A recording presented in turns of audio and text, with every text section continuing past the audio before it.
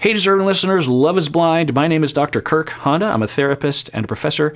Keep in mind that everything I say is based on speculation only. Total speculation, of course, but let's watch.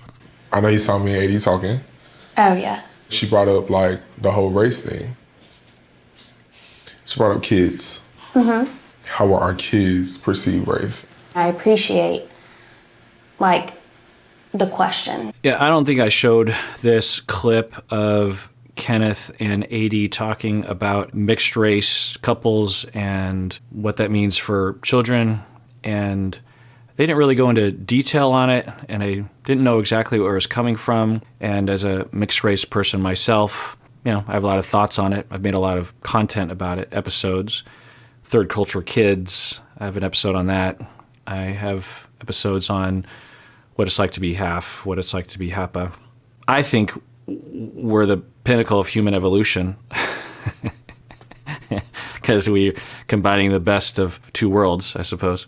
But yeah, it's a good conversation. So they're having this conversation. Let's see how this goes. Mm-hmm. Now, if they're coming from a root of like thinking that I'm unable to handle it, I would hope that it's coming from good, pure intent of like, I identify as a black woman, I'm coming to a black man. Okay, so she's focusing on whether or not she is being affronted, transgressed upon by AD, instead of just having the conversation with him directly.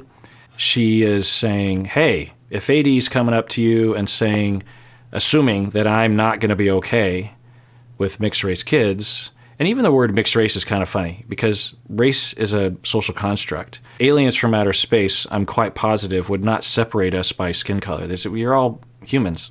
And research time and time again shows essentially there's no notable biological, psychological differences between the so-called races that would justify separating us in this way. There's the amount of melanin you have in your skin, but that's about it. Like, for example, on demographic questions, for me, it'll ask, which are you? White, Hispanic, Black, Asian, Native American. And in the past, I would say, well, I'm white and I'm exactly equally white as I am Asian American. So which one do I check? Now they'll have other options like check as many as you want, or sometimes there's a mixed race thing box as well. But there's usually a box that says Asian, right? Or Asian American, Pacific Islander or something. That box includes most of the humans that are alive today. Most of the humans alive today are so-called Asian, meaning that you have China and India and Japan and Indonesia and Laos and Vietnam and Thailand and Singapore and Guam and Samoa and most of Hawaii and Korea and what am I missing out here? Philippines and Mongolia, Nepal and Myanmar and Taiwan and Cambodia and Papua New Guinea. I'm sorry if I left anyone out. I'm sure I have. But point is Asia on the demographic sheet is, I think I calculated it to be about 60% of the human population. So what do we mean when we're saying that?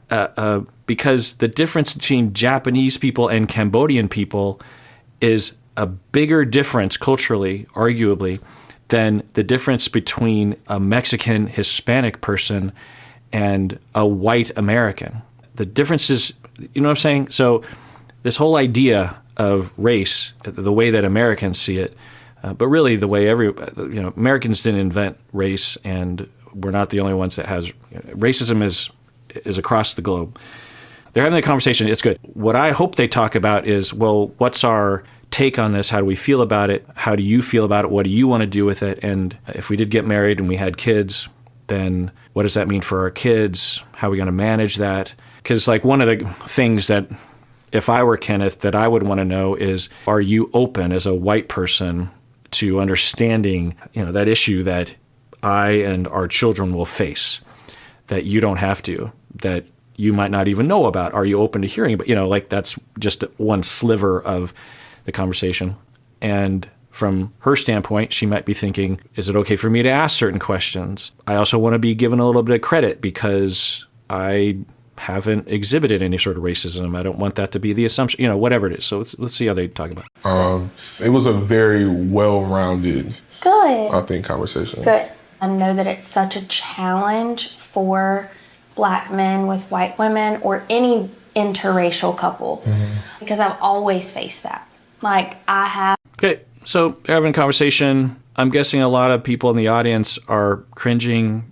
I don't know. That's just my experience. And it's one of those tension-inducing conversations, especially if you're on the outside. You're just like, ooh, what's happening? Is there racism happening? Are people being trounced upon?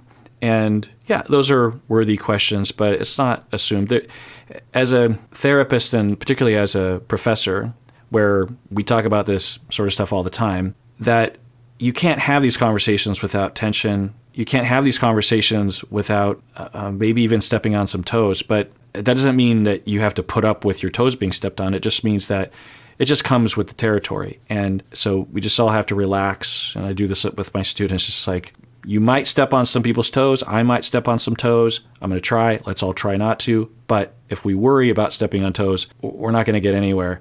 So let's just recognize that we're doing our best. And if someone steps on your toes, unless you have strong evidence otherwise, assume the other person isn't trying to step on toes. Always ran into okay, if you marry a Black man, these are the things that you will face. It is completely different rather than dating someone of your own race and that who to the eye looks like me. I'm not sure what she's saying.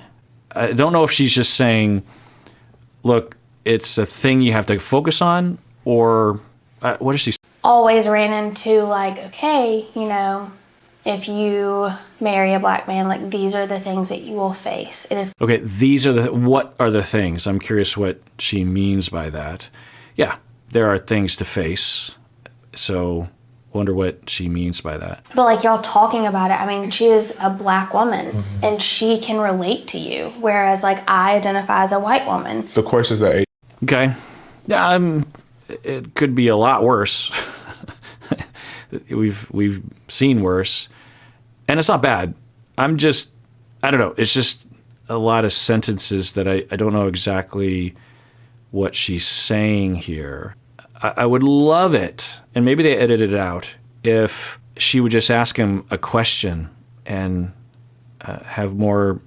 She seems to be speaking very this is how it is, which is fine if this is how it is, but the thing that I recommend and that I teach in class is that it's a lot about questions. Not only that you ask questions, but that you leave them as questions because a big part of being a therapist is assessing and accounting for the cultural dynamics in the room in all situations, not just with people of color. It's in all situations. You have to understand your own culture, your own identities, your own influences, your own givens. There's certain cultural givens. We all understand, in Japanese American culture, it's a given that Spam is okay to eat.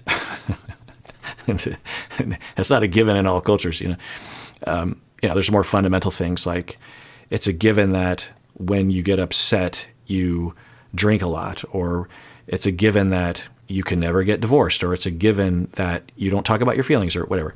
So you have to understand your own culture as a therapist because that will influence the way you see the world, the way you interact as a therapist. Very important to understand thoroughly. And you'll never understand. And that's kind of the point that I'm telling my trainees is you'll never know. So you can only ask questions.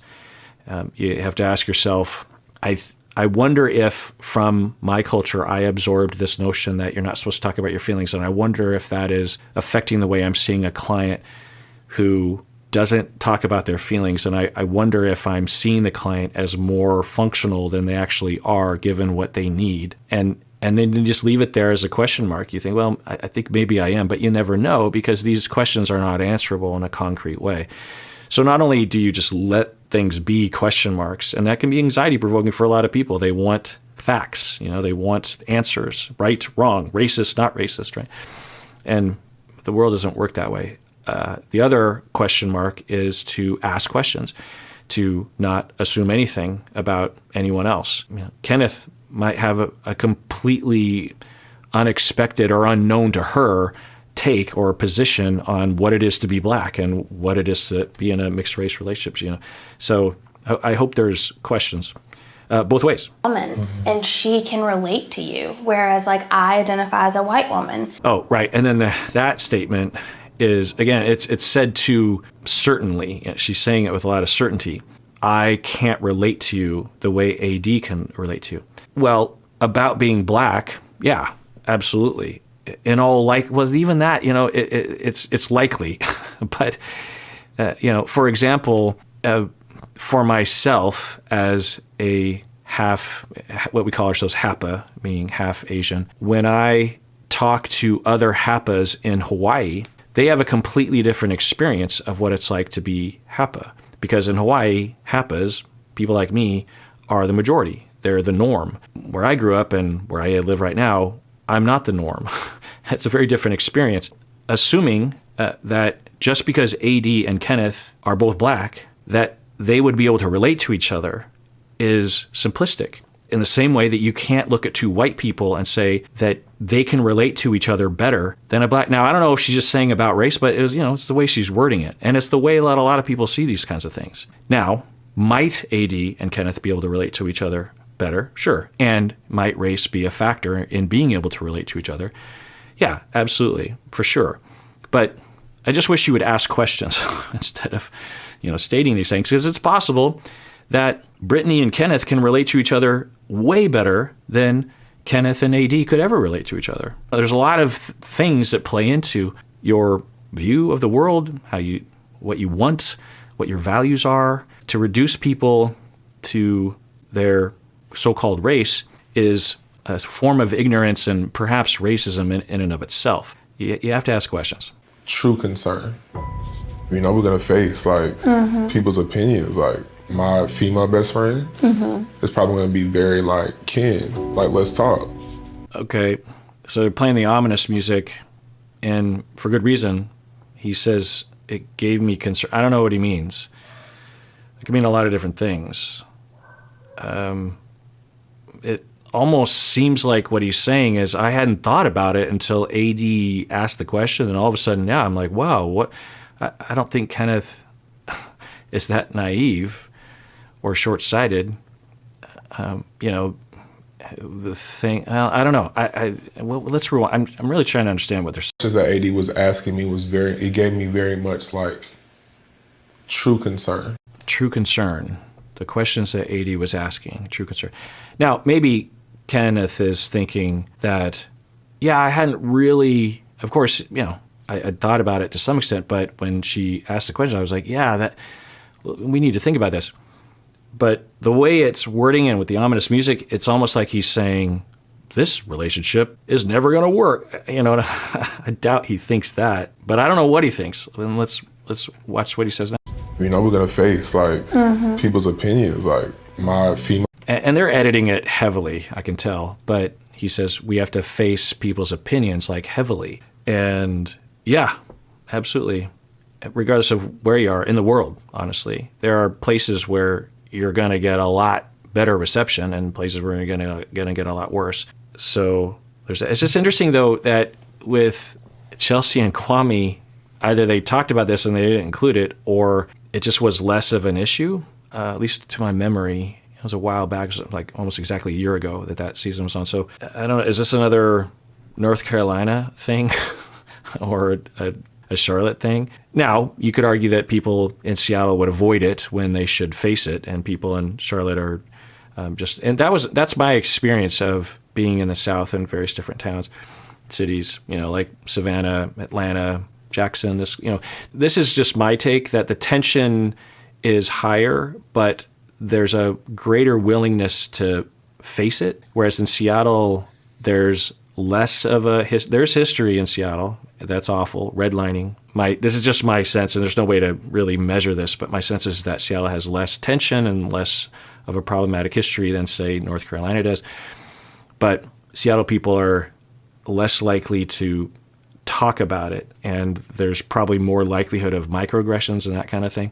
So for Black people. Now, for Asians and mixed race Asian people like myself, West Coast and particularly places like Hawaii, I experience much less microaggressions and racism. As soon as I start going east and more rural, particularly, then I start experiencing things, even in Canada. My people, they love me hard, you know? And so like they're concerned mostly always about who has my heart. Do you guys understand the magnitude of this? Like, are y'all prepared for this? Like, okay, I think I understand what he's saying there. Well, I mean, this is speculation, but one, he's saying, hey, people close to me are worried about me, worried about my heart. And maybe other Black people are concerned about me because we feel a kinship and we've all faced similar oppression and marginalization, racism and mistreatment. And so AD and others are going to be concerned about me because they care. Plus, we've, as a community and as individuals, have been harmed by white people in the past, maybe even in dating situations. I'm reading a lot into what Kenneth is saying, but I'm just speaking from experience with talking with folks and thinking about myself as well. And, so he could be thinking that even in dating situations, we'll be exoticized or reduced to our race or our body parts, like AD was being reduced to that seemingly. And sometimes when white people take interest in us and we fall in love with them and like with them, it turns out they weren't really interested in us. They just wanted to say that they dated a Black person or something, or that it's all fun and games until it comes time to actually commit and get married, and suddenly they have to face the fact that their family won't let them, or they don't want to actually have a mixed race marriage. And then we get hurt, and so we get concerned. There are things that we do to help each other so that we don't overextend ourselves. I'm reading a lot into what he's saying, but kind of is in that vein, I think, with the AD kind of thing.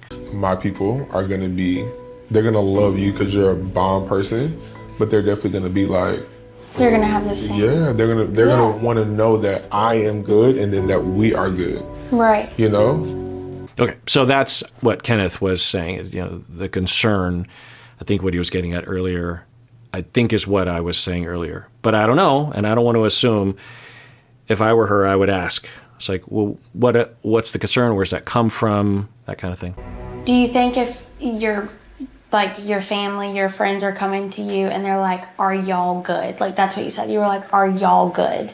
What would make you feel confident in us being good?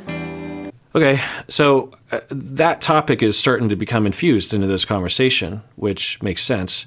That it's not just about the mixed race thing. It's also, are you actually wanting to marry me? Are we actually still on track for that? Am I good enough for you still to want to marry? I think that question is kind of out there. Kenneth, I think, kind of introduced that a little bit, and I think she's reciprocating. It's also explicitly being talked about in terms of race, and it seems, I don't know what she's asking or even what they're referring to, but this is great. They're talking. She's asking questions. Good question. Like, what would identify good to you? I know that you're confident in this, and you don't have any you are used to dating Black men. Okay, so we're hearing explicitly that detail, and she was seemingly alluding to that before. She was talking from experience. It's like, yeah, this is something that I've dealt with before. So he is saying that. It kind of almost sounds like Kenneth hasn't dated many people outside of other Black people or something. Or maybe he has. I don't know. I can hear you say that to me. Right. But when I'm able to see you, you get to see it in the world, that's the thing. Okay. Yeah. Yeah. Right. Anyone can say that they're not going to operate with sensitivity and awareness while it's just the two of us on this getaway, and Dominican Republic, but we'll just have to see once you're in the real world. And yeah, that makes sense. Actions aligning with words. Pretty good at that. Pretty good at that. I know you. Right. But my people are going to want to see you. You can run from the Yeah. Yeah. Okay. I'm still not seeing very much warmth. I was, I guess, for their sake, kind of hoping that there was some. I mean, they just literally fist bumped. Now, maybe there's a lot of affection and love and attraction between the two of them that just didn't express itself in that moment. You would think it would show in that, because the thing is in an ideal situation for most couples, not all, for sure, because there's different preferences regarding this, that in an ideal situation, there would be so much compulsion to have affection because you just can't help it. That's how it often works, The ideal situation is you're not like, oh, I need to hug my partner, or oh, I should kiss them, or oh, I should have a conversation, or I should have eye contact. It should just be like, I want to do that with this person, and I want them to do that with me, particularly in the beginning, right? A common experience is in the first 6 months to 24 months, you can't keep your hands off each other. They finally have the opportunity to be in person after the pods. Often you just see more affection, and each to their own, and maybe things will be fine. But this isn't a good sign. It's like if someone watched this scene and they didn't know exactly what they were talking about, they would assume they're friends or colleagues with the body language, right? Again, maybe they end up at the altar and everything's great. Maybe there's a lot of affection otherwise, but boy, let's rewatch that. You get to see it In the world, like that's the thing. actions aligning with words. Pretty good at that. I mean, that was warmer than I remembered it, or the first time. There was some warmth there. But still, fist bump? I don't know if I've ever fist bumped my wife. I'm not saying it's wrong. I'm just saying, I guess I'm just worried. I'm worried.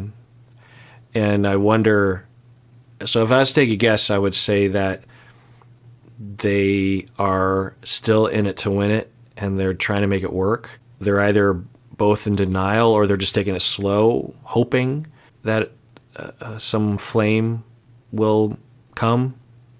But that isn't usually what happens. Sometimes it does, absolutely. People will have a slow burn, but they don't have much time. Pretty good at that.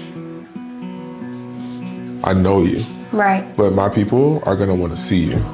You can run from the storm, or you can dance in the rain. So along those lines, I have an article here from Screen Rant that is looking at the different predictions of the couples, because I'm curious what people will say about each couple.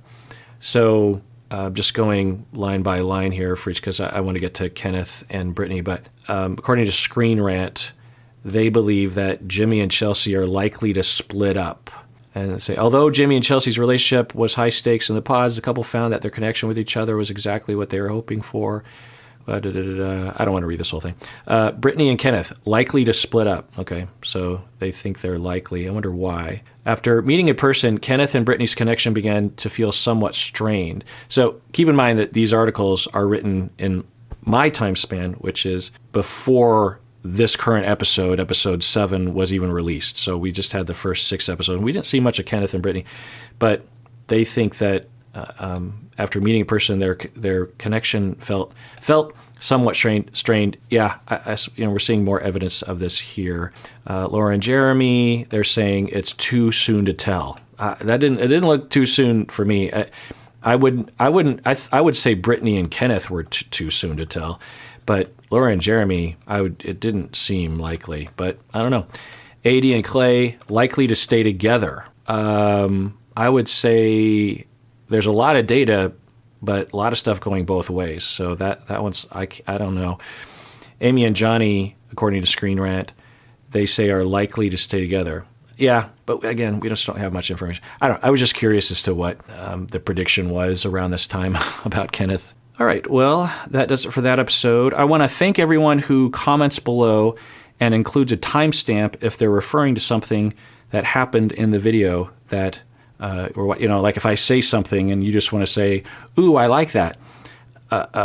If you include a timestamp, then I can click on it and see what you're referring to. So that helps, or anyone else that sees the comment, and it's great when you do that. So thank you. Particularly you members, because I'm always reading member comments, and especially if you're asking a question like, when you said this, what did you mean? That little timestamp, you know what I mean. Anyway, and everyone take care of yourself because you deserve it. You really, really do.